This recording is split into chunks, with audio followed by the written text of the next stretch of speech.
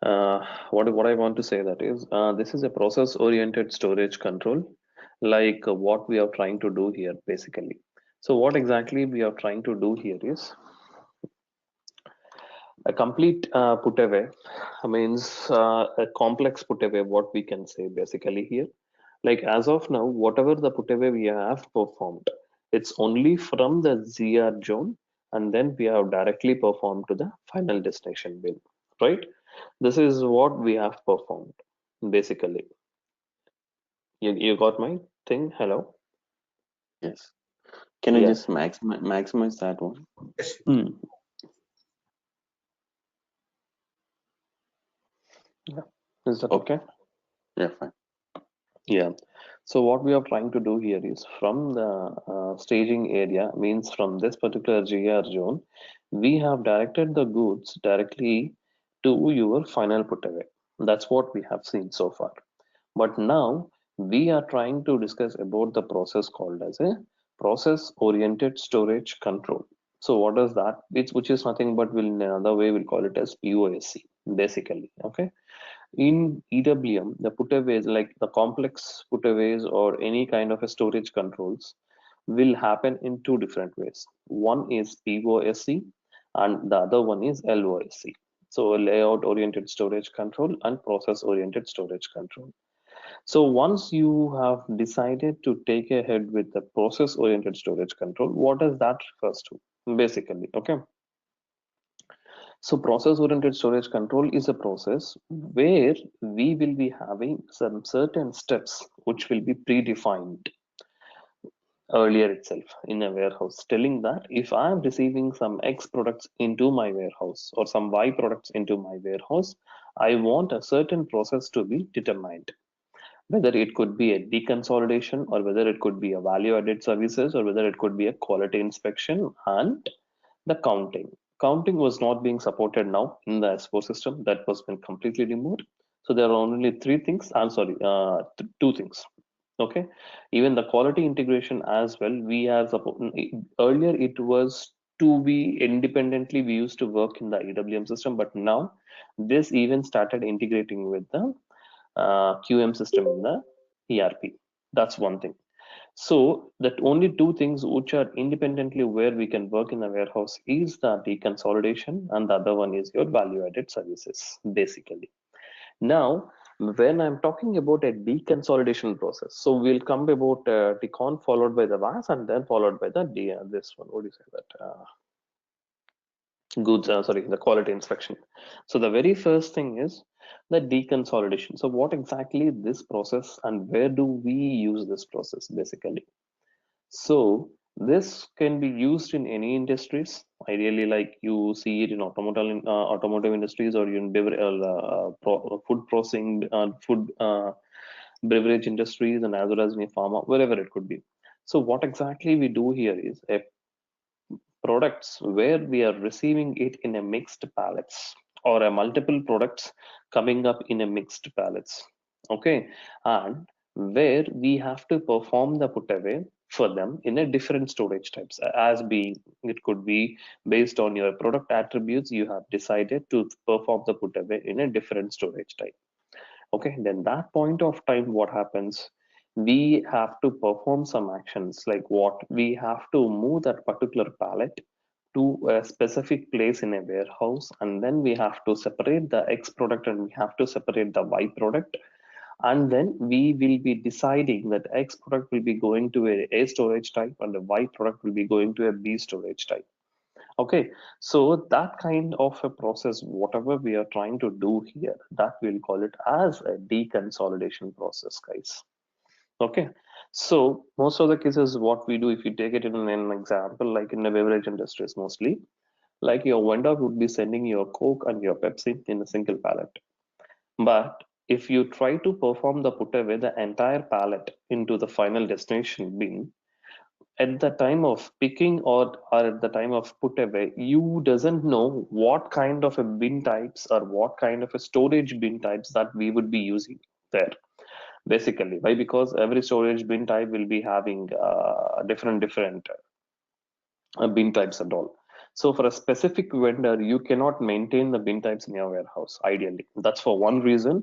And the other reason is when you're trying to perform the picking, it would be a very big task for us in order to break the pallet and in order to search the Coke product and then to perform the picking, which is time consuming one. So in order to reduce all these things, what EWM has suggested is once you receive this mixed pallets in your warehouse, and if you want to segregate the products based on your product attributes, and you want to store the products in a different storage types, or even within a single storage type also we can store it, guys, because this is a process where we have implemented for one of the client. Like the client has asked, like, I don't want to have it in a two different storage types. I would like to have it in a single storage type.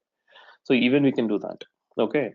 So in such case, what we will try to do is we will move it to a specific workstation. Okay, which we'll call it as a work center. Okay, and that particular work center, whatever we try to have, we will be segregating the products. Like if you can see this now here. See, we are receiving a pallet from, okay, as soon this is a truck, and where we will try to unload it to a particular staging area. And that particular staging area, we will move it to a work center. And that work center, okay, we will separate the products, product A and as well as the product B.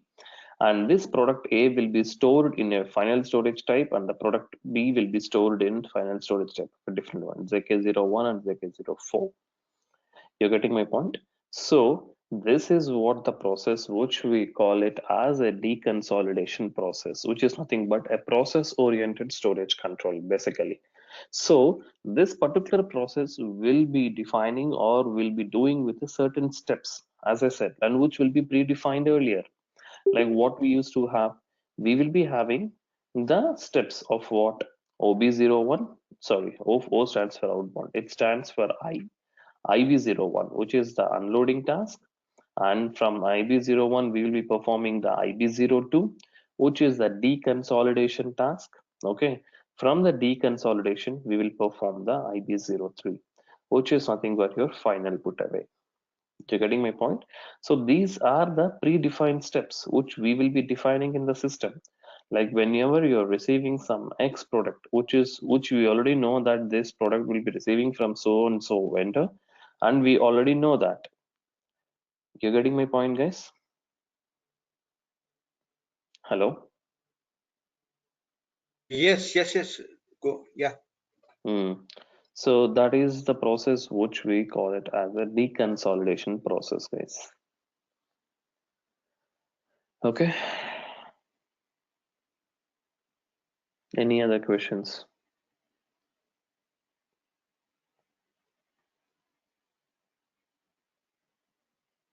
I mean, if we say about it's a mixed whatever the product is, so the bifurcation will be happening through any specific. Yes, we will be having something called as a storage control, and based on that, that particular storage control, we will be defining it. Okay, it's a that control will be a combination wherein it bifurcate normal and mixed pallets, right? Normal Yeah, pallet and obviously. okay. Did we do it in the past? This one, or does mean? It's past in the sense. Yeah, does mean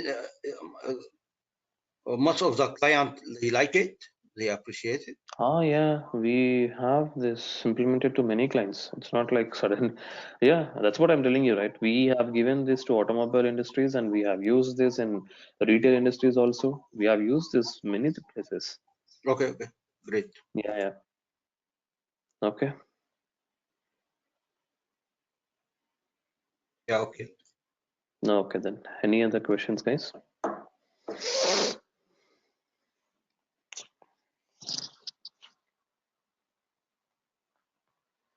Hello. Yeah, I believe we will see scenario for this one. You know. Yeah, yeah. In order to see the scenario, first we need to understand the concept, like what is the configuration which is required for that. And then I have segregated this particular configuration into three different steps, guys. Okay, I mean three different things. So first thing is we need to understand what is a storage process, the very first thing. Okay. So if you see this, as I said that this particular deconsolidation. Now, what is the warehouse process type we have decided so far? I mean, like any of the warehouse process type so far, what is the warehouse process type we have seen? I'm just asking you that till date. Until today, we have see only the like a high rack storage type. No, that's the storage type I were talking about. I'm talking about a warehouse process type, which is a 1010, if you Oh, remember that, right? So that 1010 is a simple warehouse process type where we are trying to perform it from GR zone to the final destination one. Okay. You are saying the roles as well, right? Which you meant to No, say. I'm not talking about the roles. I'm talking about a warehouse process type. If you remember that in the initial time of your inbound delivery, I've told you that what is a warehouse process type and how does Yeah. it behaves in the EWM system, right? Yeah, where a process type is nothing but a movement type in our Exactly. So what was Yes. standard. the warehouse process type and the number we have seen? It is 1010, if you remember that, guys. Okay. Okay. So that is the one which I was talking. So that is a particular simple inbound warehouse process type where we will be performing it from GR zone to the final destination one, right? That is what we have seen so far. Agree? But in order to perform the complex warehouse process type, like what kind of a complex was that? Like if you're trying to perform this, this is a one which is within nothing but put away with a storage process. So put away with storage process means what does that mean? Means we are trying to perform the put away with the storage process. So storage process is the one where we will be defining the steps of IB01, IB02, and IB03. You're getting my point? yes, yes, yes, absolutely. Yeah.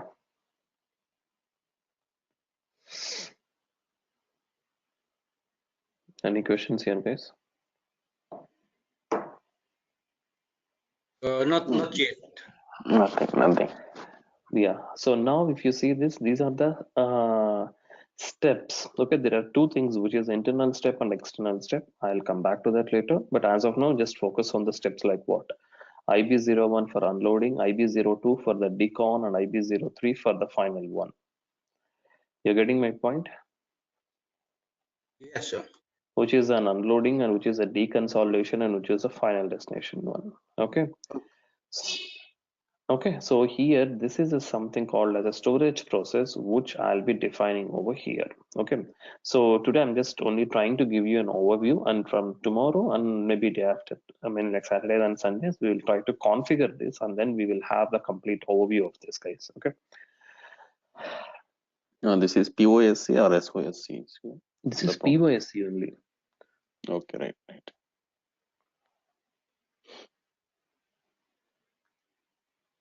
Yes, yeah. Sorry, tell me. Oh, okay, sir. Okay. No, I just want to confirm whether it is POSC or SOSC. It's POSC.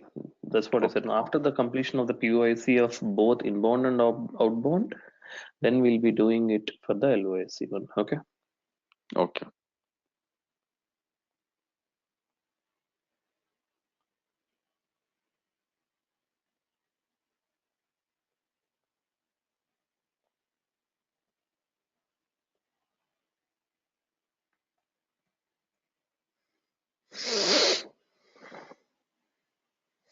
Okay, fine then. So here, what we are trying to do is we are trying to create a steps like in the story. We'll create one storage process, and in that particular storage process, we will define this particular one called as an IB01, IB02, and IB03. Okay, this is the one which we have defined here. However, we have something called as a warehouse process type, which we will not use 1010 for any of the process oriented storage control. We will be using the standard one of 1011. However, we will copy to a Z1 actually, basically. Okay, and we will define it. So what we are trying to do is we are trying to define a Z warehouse process type, and that particular Z warehouse process type will be having all these things. Okay, so I mean, like, what I mean to say that is we will try to create a new custom warehouse process type, and we will try to determine that particular custom warehouse process type also. I'll show you that. Now, as you said, Karthik, like, how would the system would be knowing that my particular products would be having this thing, right? We would be having something called as a control indicators. Okay, where we will be assigning that in a product master, basically. Okay, and that particular product master, whatever we are trying to have, it will determine as soon as we receive that particular product master indicator, whatever we are assigning, that we will assign it to a warehouse process type, such that the system will determine automatically. You're getting my point now? Hello? Yes, Sri, it's clear. Yeah, that's the control thing which the system will determine. Because what happens is, for our warehouse process type, we will assign one control indicator. And this control indicator, we will assign this to the product master. And that particular product master, as soon as you receive in the warehouse, what happens? It determines the custom warehouse process type, and your custom warehouse process type will be having the storage process. So where do we can see that? Normally in the system wise, I can see it over here.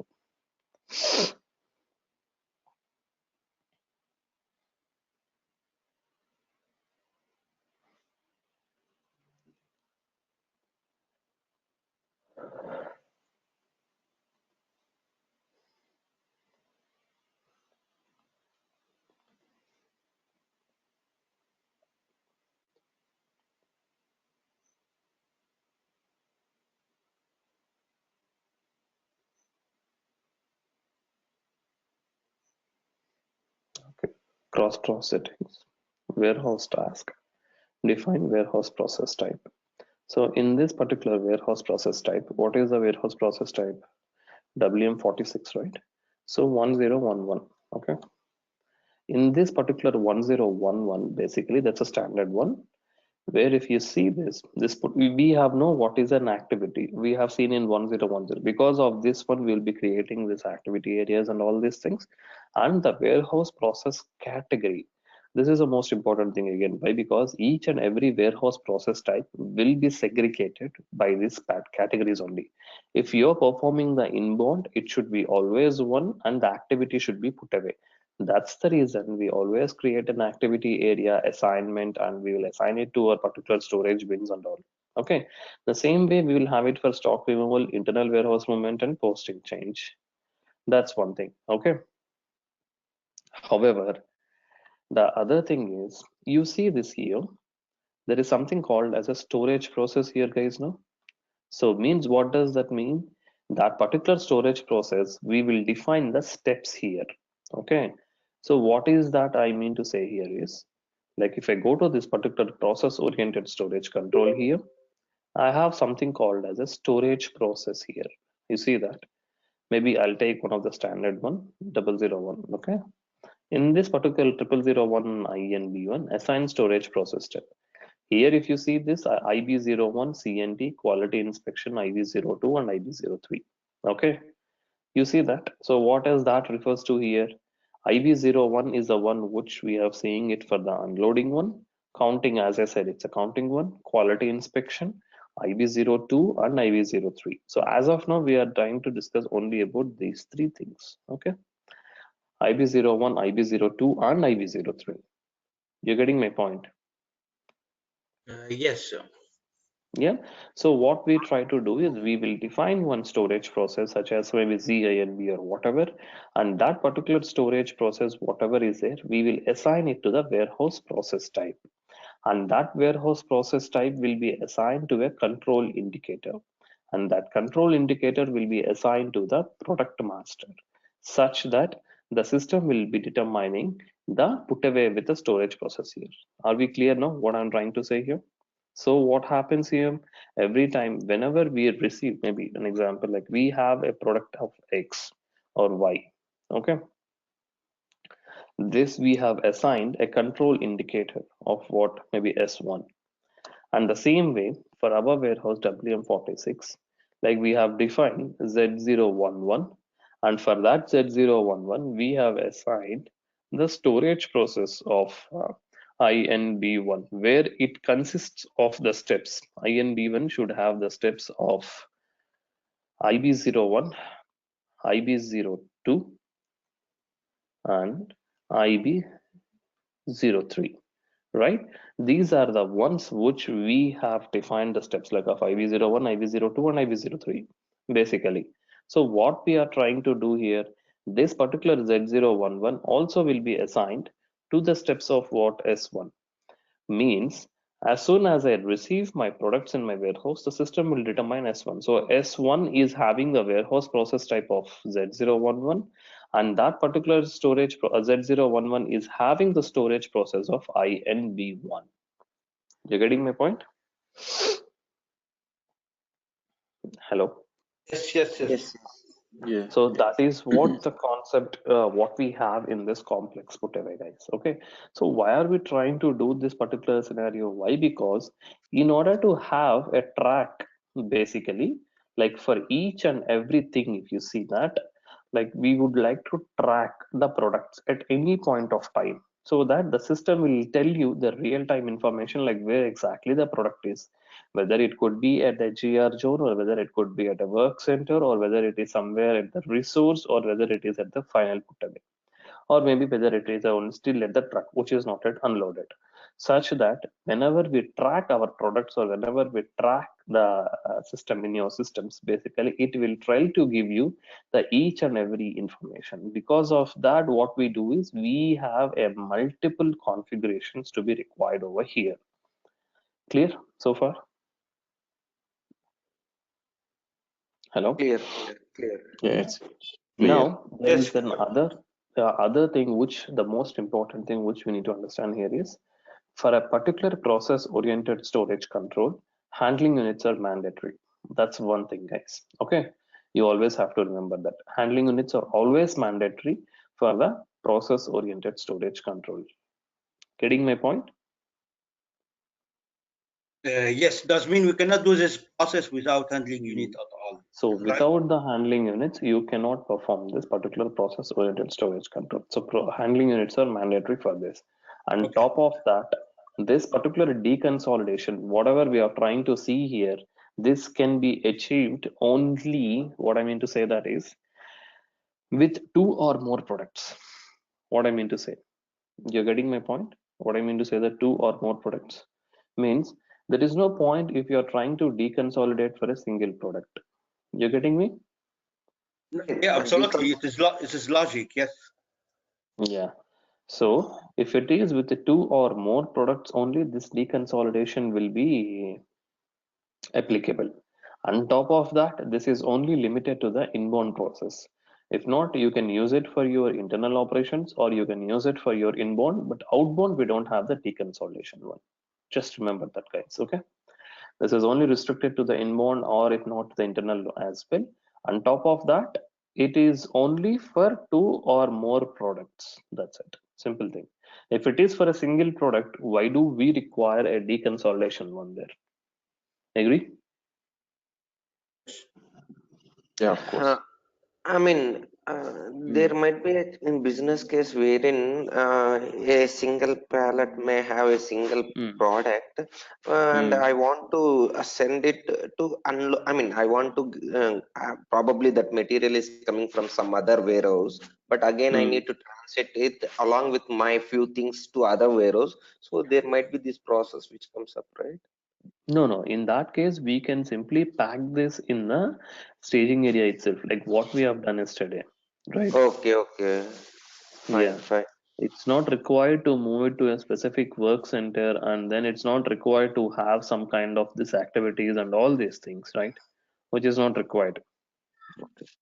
And as you said, so a palette will be always like a mixed palette or like same material palette, right? If it is the same material palette, why do we require deconsolidation, right? No, I'm not speaking about this one. I'm just curious. Even a palette can contain a single material with the same one, right? Ah, that could be there. Okay. Palette is nothing but an packing material sort in order to place it in our bins. That's it, right? I'm sorry, what is that? I mean, what is the definition? I mean, what is a pallet? It's only a storage type unit to place it in our bins, right? Yes. Okay.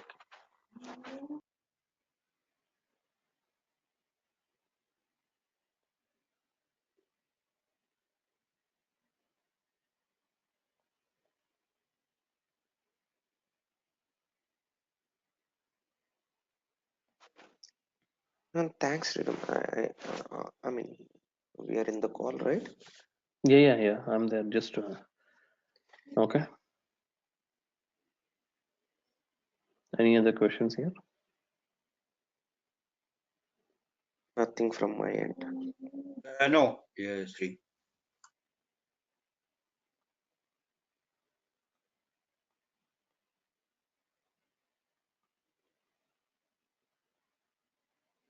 Okay. Any other questions then? No questions. So yeah.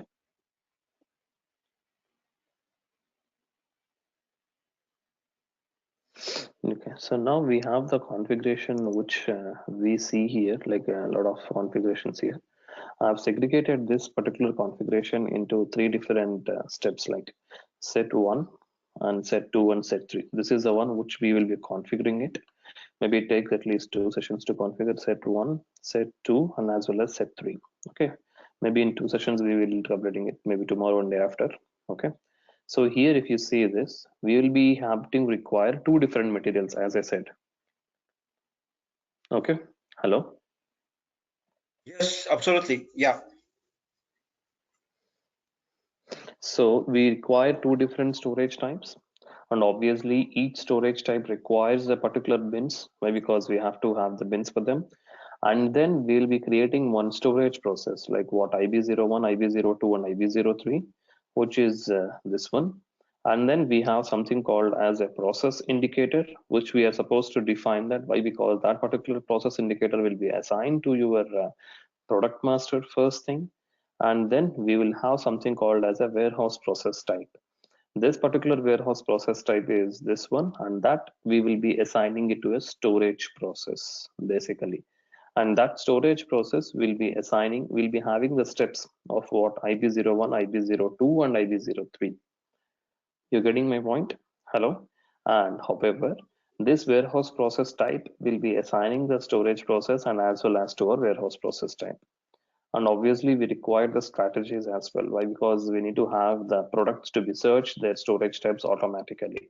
So we require strategies. That's the first set of configuration which we required. And in the second set of configuration, what we do is we'll be defining the door, because we are trying to track the product from the place where it is coming, means initially from the truck. So basically, okay, so we will define one door and we will define a storage type, okay, with the role of an EF. That's a storage type role basically. Okay, and then we will have the door determination group, okay, which is nothing but the door one and all, and the staging area, whatever it is, okay, 9010 and all these things. However, once we see this, we have something called as a storage type role, which is nothing but your work center basically. You're getting that? Hello? Yes. Yes, yes. Hmm. There are a lot of things to grab, but yeah. Yeah, that's what I'm not I'm just trying to give you an overview here.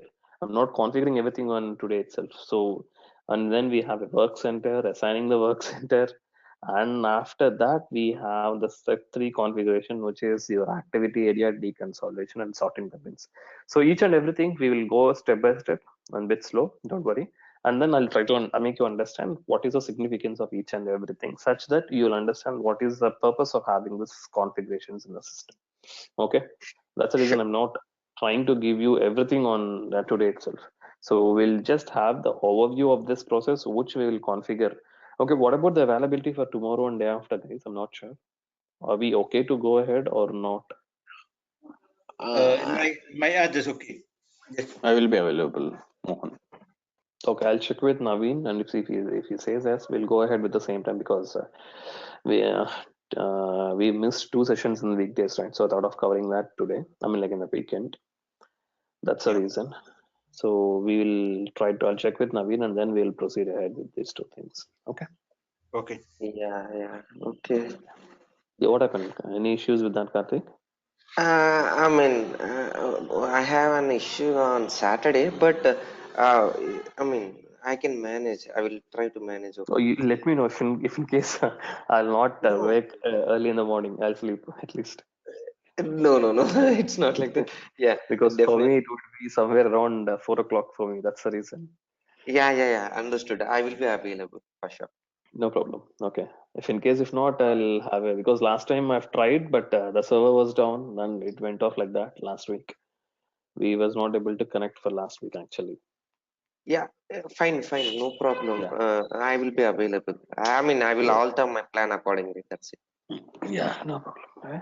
So that's this process, and next, based on that, because this is a very important thing, guys, because most of the EWM part depends on this particular process only. If you understand this process-oriented storage control, I can say at least like a 40 to 50% you can manage it, because the soul of the EWM lies only in process-oriented storage control and as well as a layout-oriented storage control, whether it could be an inbound or whether it could be an outbound. So as of now, we are trying to see it in the inbound, and after that, we are trying to see the outbound basically.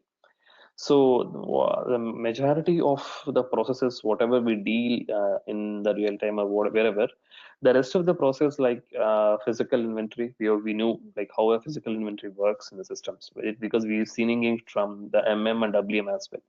The same way, we have something called as a replenishments. That's an internal process. For storage, posting changes. That's a different thing again. And apart from that, we have something called as a PPF. That's the most important thing, very important in our sessions. On top of that, we have mm, kitting, very important thing. So, but majority of the topics is like this one, okay? The POSC and the LOSC, guys. That's the reason. Just try to focus on these two things. So the rest, obviously, you will be learning when you get the projects, because EWM it's such a very big thing. Like you have a lot of processes in that. It's not that thing as you compare. You have so many processes in that, basically. Okay, Okay. Sridhar. Okay, no problem, guys. So just we'll try to connect tomorrow then, and then we'll start configuring this. Okay, and then we'll finish off this weekend. Okay, Sriram, Sure. one doubt. not least. Sriram, Mohan here. Yeah, I'm sorry, Mm, Sri. Can I ask? mm. Yeah. Yeah, one second, Nicholas. Mohan was Yeah. trying to ask me something. Yeah, Okay. please. Go ahead. Go ahead. Yeah. ECC inbound delivery and EWM inbound delivery, the numbering range, can we make it as the same? Yes, we can do that. From 1809, we have that option. We can do that. Earlier, we don't have. Earlier, it was a different number ranges we have to maintain in ECC and EWM. But for now, we can do it. I've even shown it to Even you. even not only the numbering range same, like in BP, how we are maintaining the BP and the vendor number as the same, that kind of thing. BP and vendor, both are same only, no? Now in S4. What again, BP and vendor? No. Vendor code and the BP number will be generated same, right? Actually, That's S. Okay. That, yeah. I understand that. That actually, something something like yeah, that. this one. ECC inbound delivery number same as like in AWM also We can same. do that. Actually, yeah, I've shown to some other people or to you. I'm not sure. Do you see? This is the same document for me in ERP basically, and then I've kept back the settings because people are playing in the settings, so that's the reason we can do that. This option we have it from this 1809 only. This is my ERP delivery. If you see that, okay, Okay. we can have that. That's a setting I'll show you. Don't worry. And the BP one also, right? I believe it's somewhere in the. Yeah, that BP I know that Mm, that BP. yeah, this one I'll show you. Yeah, tomorrow once Okay. we come back, I'll show you that. Yeah, we can do it. Can we Okay. track can we track EWM inbound delivery from the ECC inbound delivery in that Can screen? we? Can we track it? Uh, When I open delivery at ECC from uh-huh. that screen, can I check what is my EWM delivery? Oh, no, that we don't have it. From EWM, we can track it, but from ECC, we don't have the what is your document that we have it in EWM. That we don't have. But from the EWM perspective, if you want, you can track it down over here. Like you'll be having all your reference documents basically. Okay. Like what could Okay. be your purchase order and what could be your reference documents and all these things. Okay. Okay, here in that case, if the both in delivery numbers are same, then it is easy to just But it identify. is easy. But normally, till date, we were only using because the business sometimes what they do is they will try to track with an ERP documents. Yeah, that's the reason we have an option of inbound delivery. Okay, and we will be having a purchase order and logistics execution, whatever it is. You see this. So based on this, we used to track. Most of the times, what happens is business will always track with ASN. Okay, they'll try to track with ASN, not with any of these things. Okay. Yes. Okay. Okay. Yeah, most of the times they'll only go with ASN. If not, then they go ahead with because inbound delivery they doesn't know like what inbound delivery we are, because normally what happens whenever you receive a truck, they'll just have an ASN number in the slip actually. Okay, that particular based on that ASN, they'll just go here and they'll just give like if you say if I want to have AAA like whatever the ASN I'm having it there. Okay, they'll just try to do only that only. Okay, Okay. Okay, Sriram. Thank you. yeah. Okay, guys. Okay. So tomorrow we'll have the session and then we'll proceed for the. Sorry, Sri, Nicholas, you have something. I'm sorry, I forgot. can you tell me, Sri, if I have STO between two plants, for example, and we have a few outbound delivery, and we in which table I can find which delivery we got 101 movement and which one we don't have it yet. For example, in each table I can see, okay, for this outbound delivery, I already make the 101 receipt in the next In plant. EWM, we will not have movement types, right? So we can't see the movement types in EWM side. We can only see these particular things only in the ERP side, but from the EWM side, we can only track with the respect to the warehouse process types. That's it. We cannot Okay, track that with the movement types. We okay, don't have.